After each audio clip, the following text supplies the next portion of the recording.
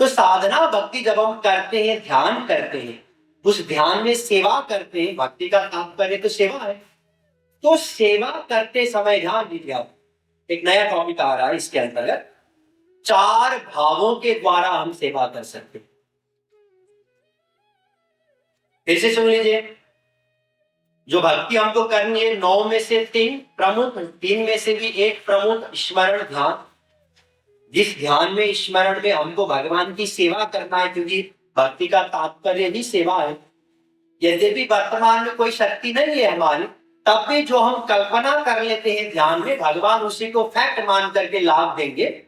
लेकिन जब हम सेवा करने लगते हैं तो 4 भाव हैं जिनके द्वारा हम सेवा कर सकते हैं। क्या क्या है 4 भाव? तू ही सो मेरा गोविंद राधे है स्वामी सखा सुत पति नाथे। ये 4 भाव। पहला, मैं दास हूं और श्री कृष्ण मेरे स्वामी हैं। दास सेवा करता है स्वामी का। जब जब स्वामी को कुछ जरूरत पड़ती है वो ऑर्डर करते, अरे जरा ये काम कर लो, तो दास कर लेता है तुरंत। अब सेवा कर सकता है ना दास। इससे और घनिष्ठ संबंध है जिसको कहते हैं सख्य भाव। श्री कृष्ण हमारे सखा है। दास्य भाव से सख्य भाव श्रेष्ठ है। क्यों? क्योंकि उसमें और ज्यादा हम सेवा कर सकते हैं श्री कृष्ण का। देखिए, दास तो बाहर खड़ा रहता है, प्रतीक्षा करता रहता है कि कब सेवा मिल जाएगा। लेकिन सखा वो एकदम डायरेक्ट अंदर आ सकता है, बगल में ही बैठ सकता है श्री कृष्ण का, क्योंकि अब तो सखा है ना। तो सखाओं को इतना प्यार मिला श्री कृष्ण का कि भगवान श्री कृष्ण सखाओं के मुंह से उनके जूठे भोजन छीन के खाते।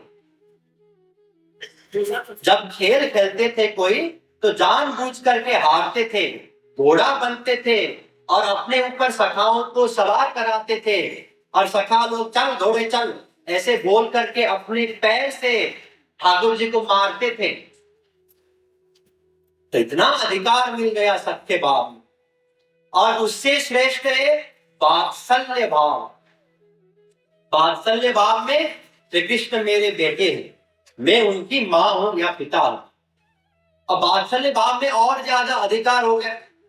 जब फैमिली मीटिंग होती है तो सखाओं को भी बोल देते हैं ना, आता है फैमिली मीटिंग है, जरा कुछ समय, वो 2 मिनट आधा घंटा प्राइवेट मीटिंग। तो देखिए, यशोदा मैया को इतना अधिकार मिल गया कि वो लाला को एक बहुत पतली सी साटी दिखा करके रुला रही, जिनके लिए वेदों ने कहा भया दस्याग्निस्तपति भया तपति सूर्य भयात् इंद्रश्च वायुश्च मृत्युर्धावति पंचमा। वो भगवान जिनके डर से साक्षात डर यमराज भी कांपते हैं, वे भगवान यशोदा मैया के पतली सी साटी को देख करके कांप रहे। नजर नीचे झुके हुए, उठा करके देखने की भी हिम्मत नहीं है, और लग रहा है अब पड़ जाएगा मेरे ऊपर साटी, अब पड़ जाएगा, कांप रहे, रो रहे। जिनको वेदों ने कहा मुक्ति दाता, वे भगवान यशोदा मैया के बंधन जब उन्होंने उछल में बांध दिया था, उस बंधन से मुक्त होने के लिए गिड़गिड़ा रहे हैं। तो इतना अधिकार मिल जाता है सेवा करने के लिए माताओं को। आप लोग तो जानते ही हैं एक बच्चे के प्रति कितना अधिकार रहता है माता का या पिता का। तो इससे भी श्रेष्ठ भाव है माधुर्य भाव, जिसमें अपने आप को श्री कृष्ण की प्रियसी मानना होगा, उनको प्रियतम मानना होगा, और उस भाव से फिर सेवा करना। देखिए, सबसे ज्यादा अधिकार तो श्रीमती का होता है। जब श्रीमान और श्रीमती बेडरूम में होते हैं तो क्या कोई माता अंदर जा सकती है? क्या ये तो मेरा बेटा है बोल के नहीं जा सकती ना, उनको न करना होगा, बेटा बाहर आएगा वो काम है, बात करेगी माता। तो सबसे ज्यादा अधिकार सेवा करने के लिए माधुर्य भाव में होता है। और माधुर्य भाव में जब हम सेवा करेंगे तो उसमें एक और सुविधा ये भी है कि जब चाहे हम माधुर्य भाव में रहें, प्रियसी मान करके सेवा करें, जब चाहे फिर वात्सल्य भाव में चले जाएं, जब चाहे सख्य भाव में चले जाएं, जब चाहे दास्य भाव में चले जाएं। देखिए एक श्रीमती जब भोजन कराती है तो उनका एक वात्सल्य प्रेम होता है ना पति के प्रति। जब कोई राय देती है तो सख्य भाव होता है, और दास की तरह सेवा तो कर ही सकती है श्रीमती, और श्रीमती के अधिकार से भी सेवा कर सकती है। तो माधुर्य भाव से सेवा करें। जब हम ध्यान करेंगे श्री कृष्ण का, तो माधुर्य भाव के द्वारा उनकी सेवा हम करेंगे। लेकिन आप ध्यान दीजिए, ये सब चीज आपको समझ में आ चुका है। भक्ति ही करना है, भक्ति के द्वारा ही लक्ष्य मिलेगा। भक्ति में भी श्रवण कीर्तन और स्मरण भक्ति करना है, उसमें भी स्मरण भक्ति प्रमुख है। रूप ध्यान करना है जिसमें हम श्री कृष्ण का श्रृंगार की सेवा कर सकते हैं, या श्रृंगार की चिंतन कर सकते हैं, या सेवा भी कर सकते हैं। तो सेवा करते समय माधुर्य भाव से सेवा करना है, टॉप जो प्रेम है पाने के लिए। अब कुछ चीजें ध्यान में रखना हो। क्या? पहला, निष्काम हो। निष्काम हो मतलब हमको संसार नहीं मांगना है भगवान से। आप लोगों ने भागवत सुना होगा। भागवत में जब प्रहलाद जी महाराज के सामने प्रकट होते हैं भगवान और कहते हैं परम वृष्वा भेमतम काम पुरुष में हम नृणाम, बेटा वर मांगो। प्रहलाद जी कहते हैं यश्य आशीष आशास्ते न सभृत्या समय बने 7-10-4। इससे पहले तो था 7-9-52 का था। प्रहलाद जी कह रहे हैं प्रभु जो मांगता है कुछ भगवान से वो भक्त नहीं है, प्रेमी नहीं है, वो तो आप व्यापारी हो गए, इसलिए मुझे कुछ नहीं मांगना है। भगवान ने कहा अरे ये तो बहुत उसका फिलॉसफी स्ट्रॉन्ग है। तो भगवान कहते अच्छा तुम मुझे अपना स्वामी मानता है ना? हाँ प्रभु, तो दास का कर्तव्य है कि स्वामी की प्रत्येक आज्ञा माने। हाँ बिल्कुल मानूंगा, तो मेरी आज्ञा है मान। अब प्रहलाद जी फंस गए, अब तो मानना ही पड़ेगा। प्रहलाद जी ने ऐसा कहा कि इतिहास रचा दिया। वो कहते हैं कामानाम नित्य संग्रोहम भवतस्तु गणे वरम। 7-10-7 भागवत। प्रभु जो मेरी कामनाएं हैं हृदय की, वो कामनाओं को मिटा दीजिए हमेशा के लिए, ताकि कभी मैं कुछ ना मांगू। तो पहली बात क्या है? निष्काम होना चाहिए। हरि गुरु भजो नीत गोविंद राधे भाव निष्काम अनन्य बता दे। राधा गोविंद जी पहली चीज तो निष्काम हो, गुण रहितम कामना रहितम प्रतिक्षण वर्धमानम। नारद जी ने भी कहा, नारद भक्ति सूत्र का 54वां सूत्र, निष्काम हो। दूसरा अनन्य हो। अनन्य मतलब केवल श्री कृष्ण की ही भक्ति हो। ध्यान दीजिए, केवल श्री कृष्ण की मतलब श्री कृष्ण की, श्री राम जी की, श्री शंकर जी की, दुर्गा जी की, हनुमान जी की, ये सब एक ही स्वरूप है। मैं बार बार आपको बता चुका हूं। प्रवचन के दौरान कभी भी कहीं श्री कृष्ण आता है, श्री कृष्ण का भक्ति करना चाहिए, तो इसका मतलब है श्री राम जी का भी कर सकते हैं, शंकर जी का भी कर सकते हैं, हनुमान जी का भी कर सकते हैं, लेकिन देवताओं की भक्ति नहीं कर सकते। जो स्वर्गाधिक देवता देवता होते हैं ना स्वर्ग के, उनकी भक्ति नहीं करना है। तो इसको कहते हैं अनन्य, केवल भगवान गुरु, हरि गुरु भजो नित्य, दोनों में ही भक्ति बना रहे। एक तो हो गया निष्काम, कोई कामना में आ रहे, दूसरा अनन्य, अन्य किसी की भक्ति ना हो, और तीसरा है नित्य, भक्ति नित्य होनी चाहिए। तो इसका प्रैक्टिस कैसे करें? बहुत सिंपल, जैसे एक माता नित्य अपने जो बच्चे हैं, बहुत छोटा जो बच्चा होता है उसका निरंतर चिंतन करती है। जो माता है यहाँ पे उनका अनुभव है, तो निरंतर चिंतन करती है, उसी प्रकार निरंतर चिंतन बना रहे। कैसे बनेगा? अभ्यास के द्वारा। अभ्यासेन तु कौन्तेय, 6:35 गीता। अभ्यास के द्वारा। कैसे अभ्यास करना है? 2 प्रकार से, एक कर्म संन्यास के साधना के द्वारा, दूसरा कर्म योग के साधना के द्वारा। कर्म संन्यास का साधना, जैसे कल भी आपको बताया गया था, प्रवचन के बाद कराया भी गया था, कि दिन में कुछ समय निकाल करके 20 मिनट कम से कम, फिर भजन बजा करके भगवान का ध्यान करते हुए अपने को भगवान की प्रेयसी मान करके, अथवा अभी समस्या है प्रेयसी मानने में, तो भगवान को बेटा मान करके, सखा मान करके, किसी भी प्रकार से भगवान की सेवा हम करें, ध्यान में, रूप ध्यान में।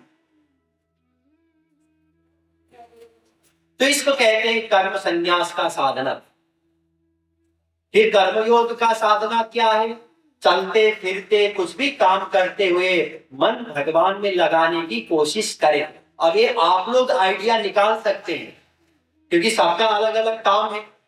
जब हम स्टूडेंट लाइफ में थे, 11वीं क्लास पढ़ रहे थे, जब हमने पहली बार प्रवचन सुना था, जैसे अभी आप लोग सुन रहे हैं, तो उस समय हमने यही तरकीब निकाली थी, कुछ कई तरकीब निकाला था।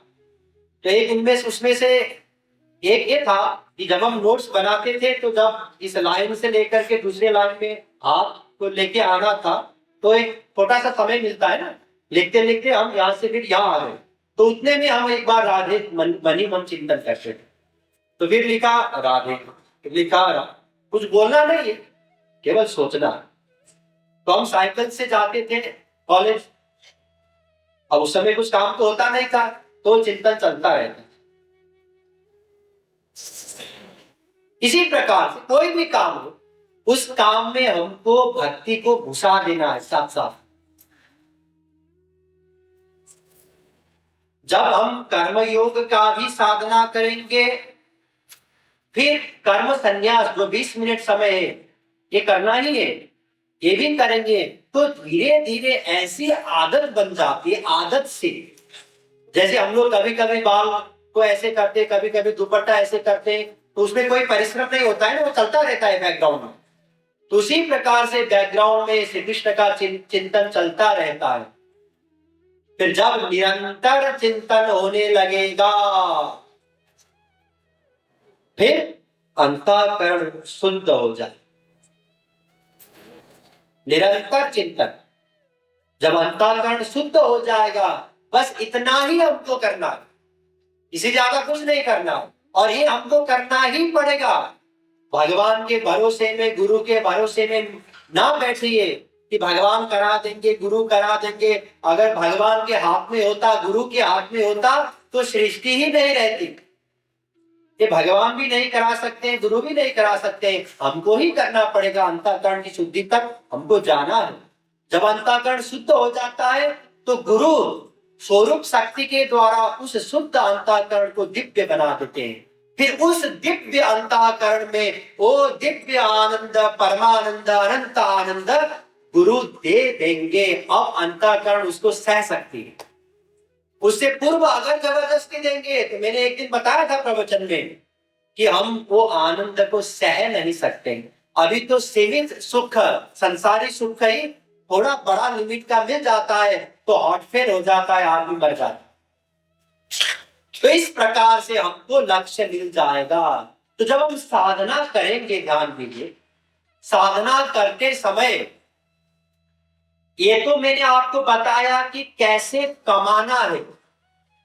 कमाई जो करनी है भक्ति संबंधी, कर्म संन्यास के साधना, कर्म योग के साधना के द्वारा, रूप ध्यान करते हुए नाम संकीर्तन के द्वारा हम कमा सकते हैं भक्त, है ना। ये कमाई हो रही है। अगर मान लीजिए एक आदमी महीने का 2 लाख कमाता है और 2.5 लाख खर्चा करता है, तो एक साल में क्या होगा? वो तो 6 लाख उसको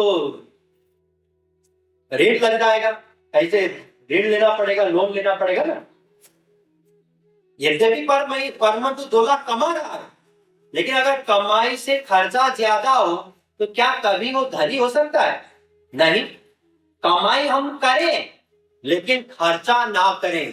अब भले ही कम कमा ले कोई, तो धीरे धीरे वो बढ़ता ही जाता है कि नहीं। तो इसी प्रकार अगर हम भक्ति भी कर रहे हैं, ठीक है, कमाई कर रहे हैं, कर्म संन्यास की साधना कर रहे हैं दिन में 20 मिनट समय निकाल करके, और कर्मयोग की साधना भी कर रहे हैं, चलते फिरते भगवान का हम याद कर रहे हैं, चिंतन कर रहे हैं, लेकिन बचे रहे कि कमाई ना हो। कैसे? अब सुन लीजिए, उसको कहते हैं कुसंग। जिसके द्वारा भक्ति नष्ट होती है उसको कहते हैं कुसंग। क्या क्या है कुसंग पे? बहुत संक्षेप में समझ लीजिए। पहला कुसंग, परदोष दर्शन करना। परदोष दर्शन मतलब वो ऐसा है, वो ऐसी है, हमारा वो नेता ऐसा है, वो नेता ऐसा है। जो हम दूसरों का चिंतन करते हैं ना, इसको कहते हैं परदोष दर्शन। क्यों? ध्यान दीजिए, मन का स्वभाव ऐसा है कि ये मन हम जिसमें लगाएंगे उसका गुण हम धारण करते हैं। सात्विक व्यक्ति में लगा रहे हैं, मन सात्विक होगा। राजस में लगा रहे हैं, राजस होगा। तामस में लगा रहे हैं, मन तमोगुणी होगा। शास्त्र तो यहां तक कहते हैं, परस्य निंदाम पैशून्यम धिक्कारम च करोति यः तत्कृतं पातकं प्राप्य स्वपुण्य प्रददाति स। जब मन के द्वारा भी दूसरों का निंदा हो जाता है जरा सा भी, तो अपने आप को धिक्कार करो। क्यों?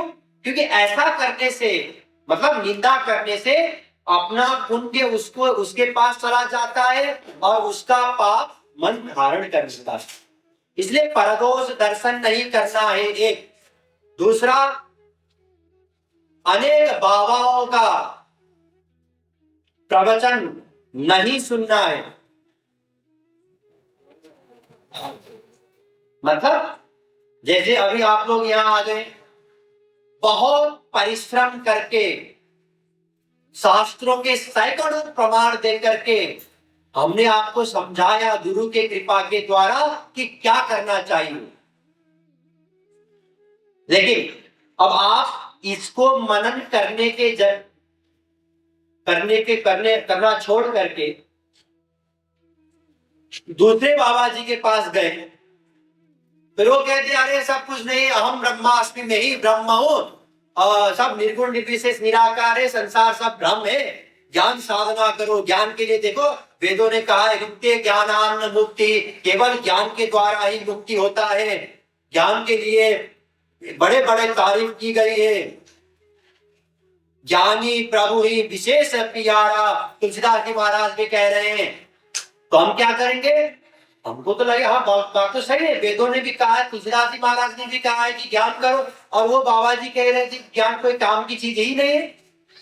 अब क्या हो गया? हम फंस गए। क्यों? क्योंकि हमको इतना समझ तो है नहीं कि जो वेदों ने कहा वो सही है, लेकिन कैसे सही है। ज्ञान के द्वारा मुक्ति होता है, लेकिन ब्रह्म ज्ञान के द्वारा होता है। उस ब्रह्म ज्ञान को प्राप्त करने के लिए भक्ति करना कंपलसरी है। ये बात तो हम समझेंगे नहीं, वहां पे सुनेंगे नहीं। रामचंद्र के भजन बिनु जो चाह पद निर्वाण, ज्ञानवंत अपि सो नर।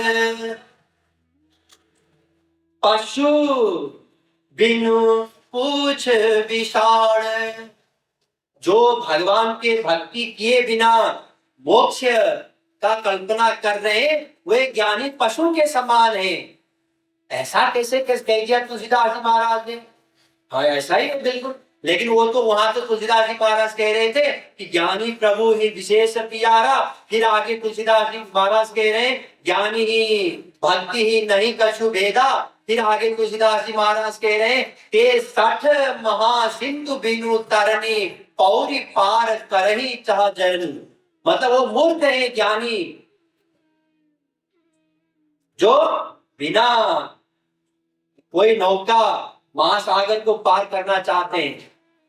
तो सब प्रकार की बातें कह रहे हैं, ज्ञानियों को मूर्ख भी कह रहे हैं, तारीफ भी कह रहे हैं, तो हम नहीं समझ पाते। इसलिए अनेक बाबाओं का प्रवचन सुनेंगे तो सबका अलग अलग सा मत है, जिसको आप समन्वय नहीं कर पाएंगे, इसलिए भ्रम में पड़ जाएंगे, शंका आपका बढ़ता ही जाएगा। जैसे संसार में भी हम किसी डॉक्टर के पास जाते हैं तो जो वो डॉक्टर बताता है, जैसे बताता है वैसा ही हम करते हैं। उसने कहा देखो 2 बूंद दवा दिन में 2 बार, बस हम वही करते हैं। हम उस डॉक्टर के पास भी जा रहे हैं, उसकी बताई हुई औषधि भी ले रहे हैं, दूसरे डॉक्टर के पास भी जा रहे हैं, उसका औषधि भी ले रहे हैं। ऐसा करते हैं क्या संसार में? नहीं करते। हाँ ध्यान दीजिए, अगर एक डॉक्टर के पास जा रहे हैं, उसके बताए अनुसार उपचार करते हुए भी अगर स्वास्थ्य लाभ नहीं हो रहा है तो उसको छोड़ करके दूसरे डॉक्टर के पास जा सकते हैं। अगर आप किसी एक वास्तविक महापुरुष को गुरु मान करके साधना कर रहे हैं, 2 महीने साधना किया, लाभ नहीं हुआ कुछ, तो उनको छोड़ दीजिए। मन ही मन बुरा मत सोचिए, कुछ मन से क्या कर दीजिए, दूसरे महापुरुष के पास जाइए। लेकिन एक साथ हम यहाँ भी कर रहे हैं, वहां भी कर रहे हैं, ये भी कर रहे हैं, वो भी कर रहे हैं, इससे हम कहीं भी नहीं पहुंचेंगे। आप सब लोग इसके प्रमाण हैं। क्यों? सालों से हम बहुत चीज करते जा रहे हैं, क्या क्या नहीं किया हमने, लेकिन आज तक उस अनंत आनंद का एक झलक भी नहीं मिला। केवल एक हम अंदर से मान रहे हैं आज हम मरेंगे तो कुछ ना कुछ अच्छा ही होगा, हमने अच्छा ही किया है। इससे आगे कहीं कुछ अनुभव हुआ है क्या भगवान संबंधी? नहीं।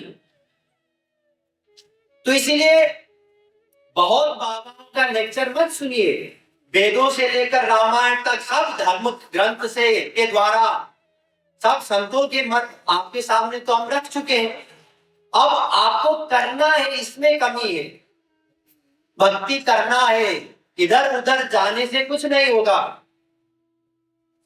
तो भक्ति करना है तो एक कमाई तो करना ही है, परदोष दर्शन नहीं करना है, अनेक बाबाओं का लेक्चर नहीं सुनना है, अनेक ग्रंथों का अध्ययन भी नहीं करना है। क्यों? जैसे अभी मैंने रामचरितमानस के द्वारा आपको समझाया ना कि कई बातें लिखी गई हम नहीं समझ सकते हैं बिना वास्तविक गुरु के द्वारा। इसलिए खुद पढ़ेंगे तो उलझते रहेंगे, फिर प्रश्न बनेंगे। हमारे पास इतने प्रश्न हैं, फिर कहीं लेके जाएंगे किसी गुरु जी के पास, फिर वो समझाएंगे, समझ में भी आएगा, फिर हम वो छोड़ेंगे नहीं, फिर हम पढ़ेंगे, फिर और शंका लेकर के बैठेंगे। इसलिए स्वयं कोई ग्रंथ नहीं पढ़ना है। देखिए ये मैं नहीं कह रहा हूं, एक दिन मैंने यहाँ पे डिटेल में बताया था कि रामचरितमानस पढ़ने के लिए क्या अधिकारित्व है। जे श्रद्धा संबल रहित नहीं संतन को साथ, तिन कह मानस अगम अति जिनहि न प्रिय रघुनाथ। इसलिए हम पढ़ के कुछ नहीं समझ सकते, ना तो रामचरितमानस पढ़ के कुछ समझ सकते हैं, ना गीता पढ़ के कुछ समझ सकते हैं, ना वेदों को ही पढ़ के कुछ समझ सकते हैं। हमको तो गुरु के द्वारा समझ में आ सकता है। इसलिए भक्ति में जो श्रवण भक्ति कहा गया था, उसमें गुरु का प्रवचन सुनना, ये बात आपको बताया गया था। गुरु की वाणी को सुनना है, गुरु के द्वारा समझना है शास्त्रों का सार, अपने द्वारा पुस्तकों को पढ़ करके नहीं। तो इस प्रकार से परदोष दर्शन इत्यादि कुसंग से बचते हुए भगवान का नाम रूप लीला गुण इत्यादि का संकीर्तन करके ध्यान करते हुए जब हम भक्ति करेंगे तो धीरे धीरे अंतःकरण शुद्ध होता जाएगा। निष्काम भाव से करना है, संसारी कामना ना रहे, केवल भगवान को सुख देने की कामना रहे। जब भगवान मिलेंगे कभी हम उनको सुख देंगे सेवा करके, बस यही कामना हो कि हे प्रभु कब आपका दर्शन मिलेगा, कब आपकी हम सेवा कर पाएंगे, कब आपको हम सुख दे पाएंगे, बस यही कामना रहे और कोई कामना ना रहे। परदोष दर्शन से बचे, परदोष दर्शन आदि कुशल से निष्काम भाव से भक्ति करें, रूप ध्यान साधना करें, तो करते करते जब अंतःकरण शुद्ध होगा फिर गुरु कृपा करके उस शुद्ध अंतःकरण को दिव्य बना करके फिर भगवान का दिव्य प्रेम दिव्य भक्ति देंगे, फिर अनंत काल के लिए हम माला माल हो जाएंगे। जो वेदों ने कहा था सदा पश्यन्ति सूरयः तद विष्णोः परमं पदम सुभानो परिषद शेषा के अनुसार सदा के लिए फिर माला माल हो जाएंगे। शेष फिर कभी। वृंदावन बिहारी लाल की।